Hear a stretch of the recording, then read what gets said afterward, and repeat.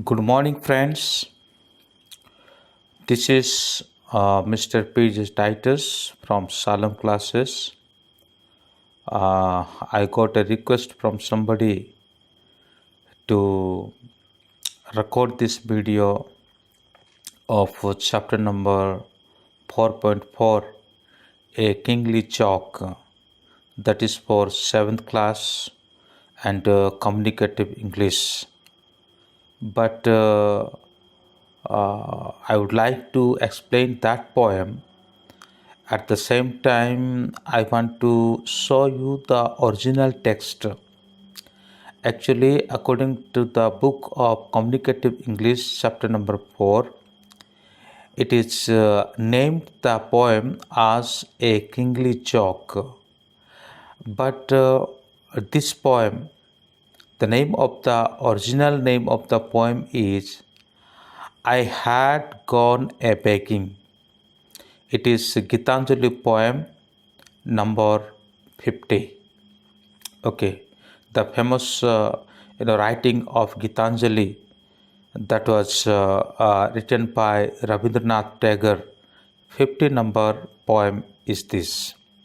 Okay, so anyway, the poem is same, but name is something different according to the class. So before entering to this poem, I would like to request you, if newly you are watching my video, so please subscribe at the same time hit the bell icon also, that you can get all my new notification whatever video I will be uploading, and that notification will be reached to you. Let me tell you about Rabindranath Tagore. So as this is English lesson, at the same time and in between I will tell you the Hindi also. Okay, so don't worry about that. So first of all, I will tell you the introduction or the background of the poet, and also I will read the poem. At the same time, I will translate the poem, and finally I will analyze also, and I will give you the brief summary also. So let us begin to look up this poem. And as I told you, first of all, I would tell you the life background of the poet. Remember, this is Communicative English, chapter number 4.4, A Kingly Joke. This is a poem, at the same time, also a narration and a story also. Okay, so but the original name, as I told you, I had gone a begging. If the 7th class students are watching, it is for benefit for them, and especially those students are studying English literature for higher education, and it is a benefit for them also. So let me tell you about Rabindranath Tagore. Rabindranath Tagore is a famous Indian English poet who reshaped Indian English literature and poetic genius, who began writing at early age of 8. तो रविंद्रनाथ टैगोर जो है India का एक famous और literature writer है, ख़ास करके English literature.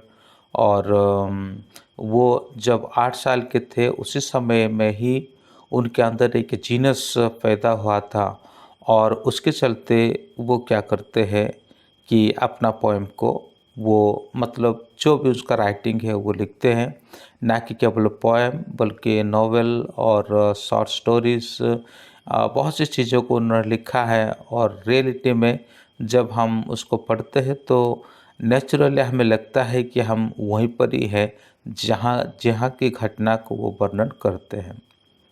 So his early writing were at his mother tongue Bengali, but later drifted towards English, but still wrote much in Bengali. His works in Bengali is translated all over the world, in a different languages, and his poetry is viewed as somewhat as belong to free spirituality. He, due to his contribution in literature, became the first non-European to win the Nobel Prize in literature in 1913. However, still his elegant words and magical poetry remain largely unknown outside India. तो यहाँ पर हमें यही समझाने के लिए प्रयास किया जाता है कि रविंद्रनाथ टैगोर जो है वो अधिकतर अपनी मदर टंग बंगाली भाषा में उन्होंने बहुत से लेख को लिखे हैं और बहुत से पोएट्रिकल वर्क उन्होंने किया है।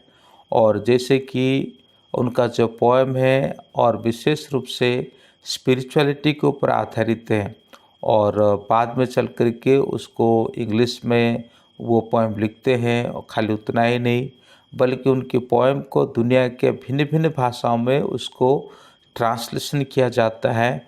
और साथ ही साथ ऐसा होता है कि 1913 में एक नॉन यूरोपियन व्यक्ति पहली बार लिटरेचर के लिए नोबेल पुरस्कार के द्वारा नवाजा जाता है, नोबेल पुरस्कार के द्वारा उनको सम्मानित किया जाता है।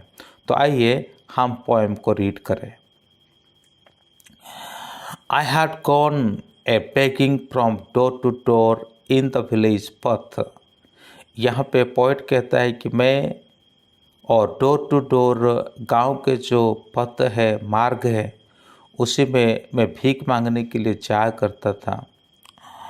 When the golden chariot appeared in the distance like a gorgeous dream, I wondered who was this king of all kings। जब मुझे आपके गोल्डन चैरियट दिखा दूर से, और मैं मतलब अपनी आप में सपना देखता रह गया और वहाँ पे ये सोचने लगा कि ये कौन आ रहा है जो राजाओं का राजा है। My hope rose high and methought my evil days were at an and.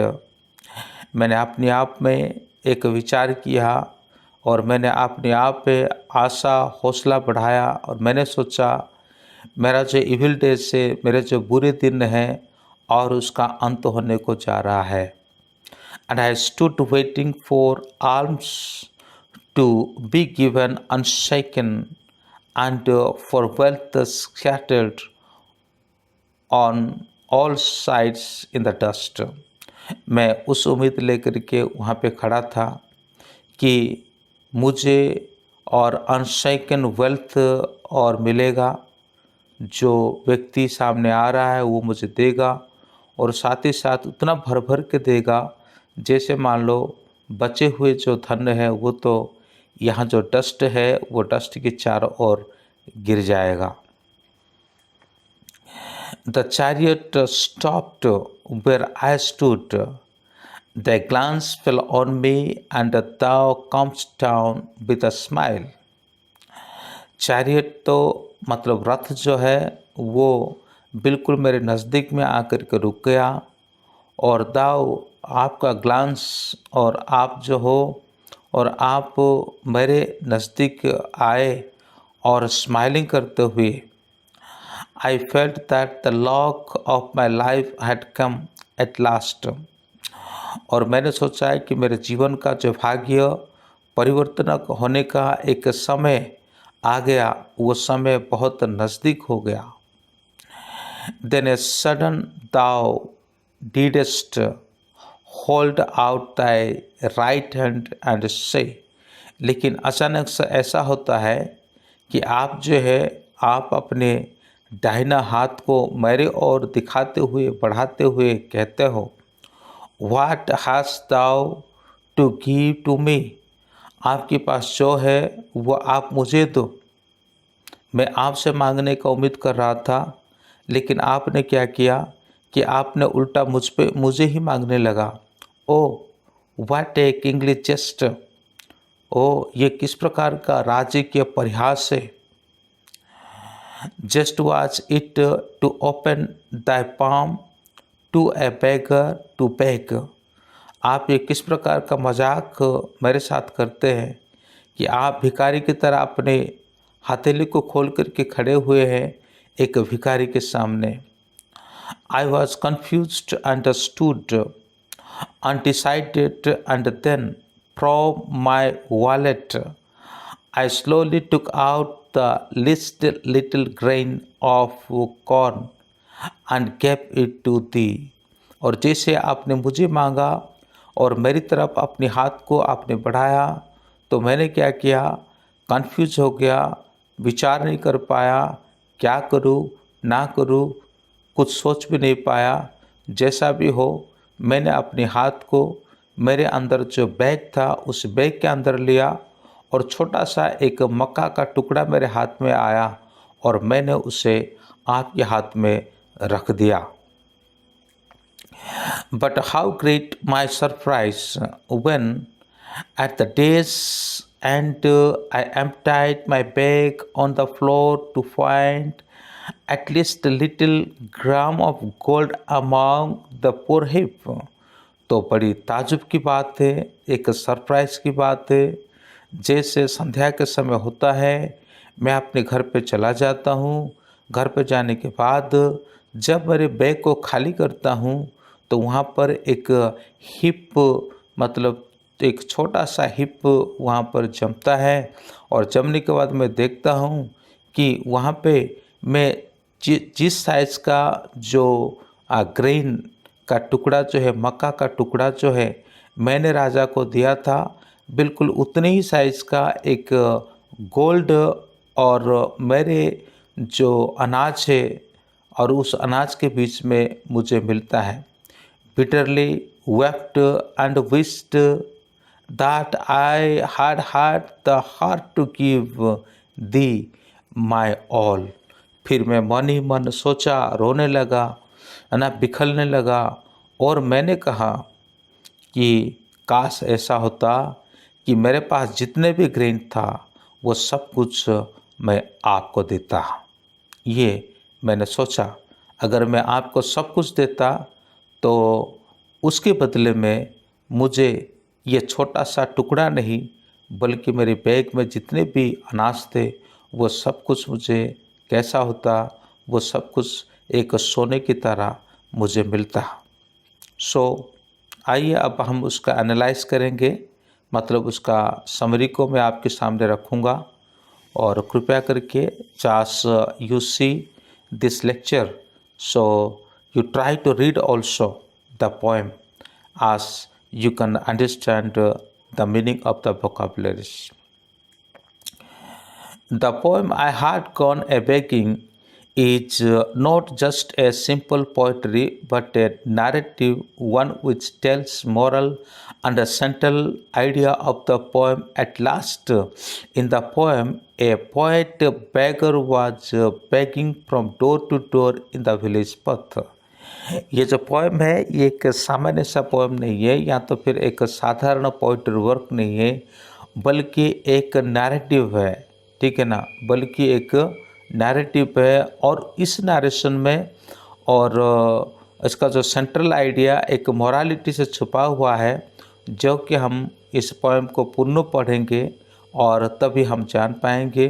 और ख़ास करके यहाँ पे एक बेगर के बारे में कहा जाता है, भिखारी के बारे में कहा जाता है, जो भिखारी के डोर टू डोर मतलब सड़क में होते हुए और भीख मांगते हुए जाता है।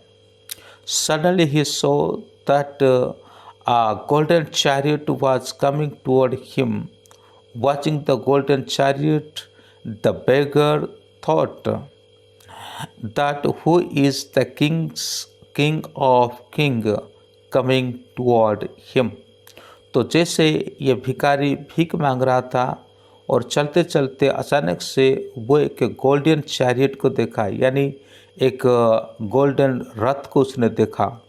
सो वो रथ जो है उसी को ओर आ रही होती है और ये गोल्डन चैरियट को देख करके वो थोड़ा ताजुब होता है और उसके साथ साथ वो कहता है ये कौन है वो राजा, मतलब कौन है राजाओं का राजा। So what is the king coming toward him? कौन है राजा का राजा जो है उसकी ओर आता है। Soon the chariot came and stepped before the beggar। जैसे कि ये चैरियट वहाँ पहुँचता है, पहुँचने के बाद बिल्कुल बैगर जो भिखारी जो है उसके बगल में ही वो खड़ा हो जाता है। The king came down from the chariot and looked at the beggar with a smiling face। तो जैसे वो चैरियट वहाँ पे रुक जाता है, रुकने के बाद वहाँ से राजा जो है उतर के और बैगर के पास आते हैं और उसको मतलब उसको स्माइलिंग फेस दिखाते हैं, स्माइलिंग के साथ उसको इशारा करते हैं। At that moment the beggar felt as if luck has finally reached him. तो उसी समय बैगर अपने मन ही मन ऐसा सोचता है कि अब उसका भाग्य खुल गया, अब उसका भाग्य जो है उसके द्वार पे यानी उसके नज़दीक आ चुका है। But in opposite to his expectation the king himself held out his hand and asked the beggar for alms. लेकिन यहाँ पे बड़ी ताजुब की बात है, बड़ी उल्टी बात है। जबकि भिखारी जो है वो किंग को एक्सपेक्ट कर रहा था, किंग से उम्मीद रख रहा था उसे भीख मांगने के लिए, कुछ पैसा मांगने के लिए, लेकिन बात उलट जाता है और अभी राजा जो है वो क्या करता है, उस बैगर को ही मांगने लगता है। At first the bagger was utterly confused. Reality में सबसे पहली बार तो बैगर जो है बहुत कन्फ्यूज हो गया एंड रिमेन स्टैंडिंग अनडिसाइडेड, और मतलब बिना कुछ सोचते हुए वो खड़ा होकर के रह गया। क्या करेगा क्या नहीं करेगा, इस प्रकार के एक सोच उसका मन में उभर के आता है।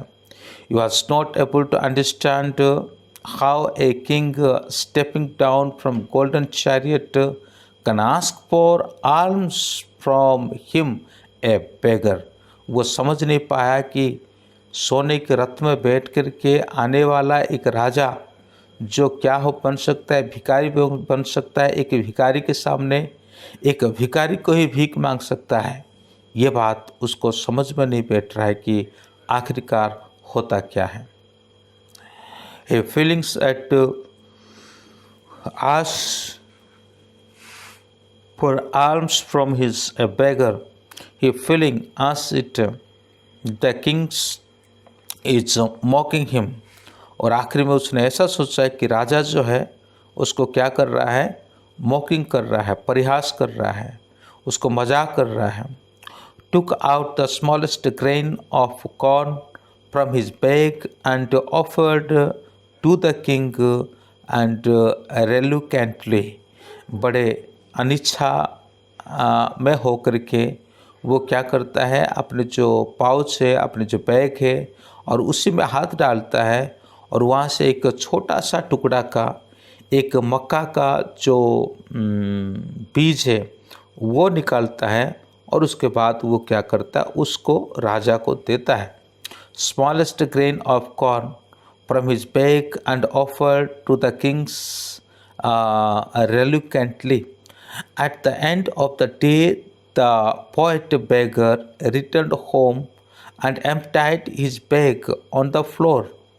जैसे शाम होता है, शाम होने के बाद पोएट क्या करता है कि वो अपने घर पे चला जाता है और चला जाने के बाद उसी बैग जो है, उस बैग में जो भी कुछ सामान है, मतलब उसको क्या है वो एम्प्टाइड करता है। एम्प्टाइड करते यानी खाली कर देता है।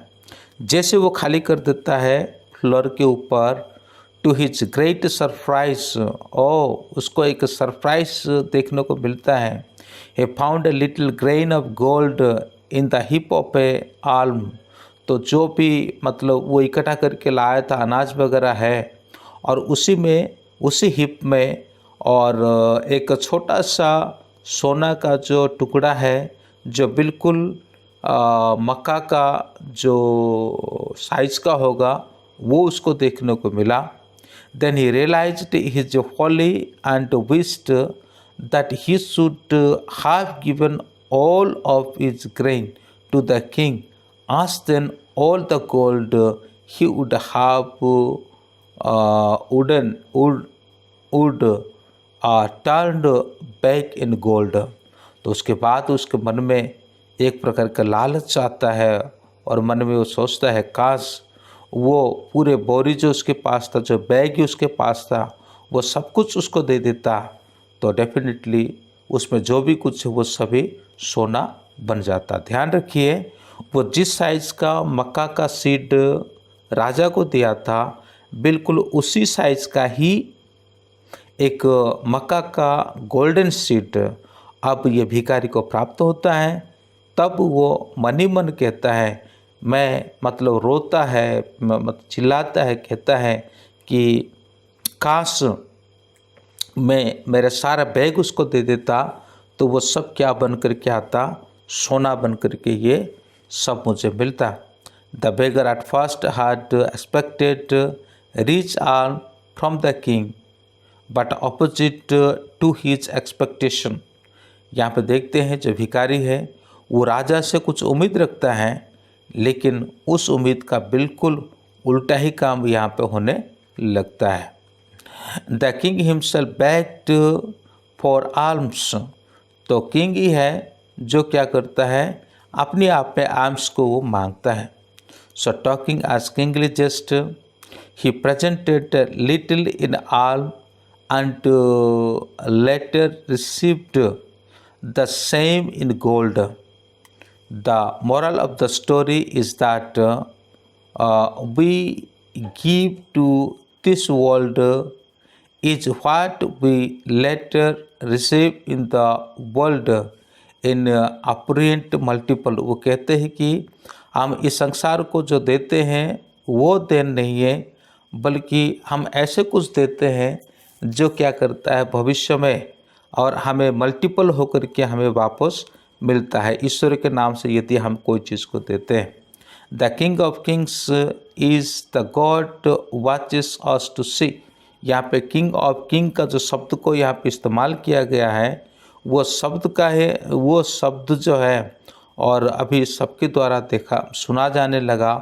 और वो किंग ऑफ किंग शब्द को यहाँ पे जो इस्तेमाल करते हैं वो और किसी के लिए नहीं बल्कि ईश्वर के लिए उसका इस्तेमाल होता है।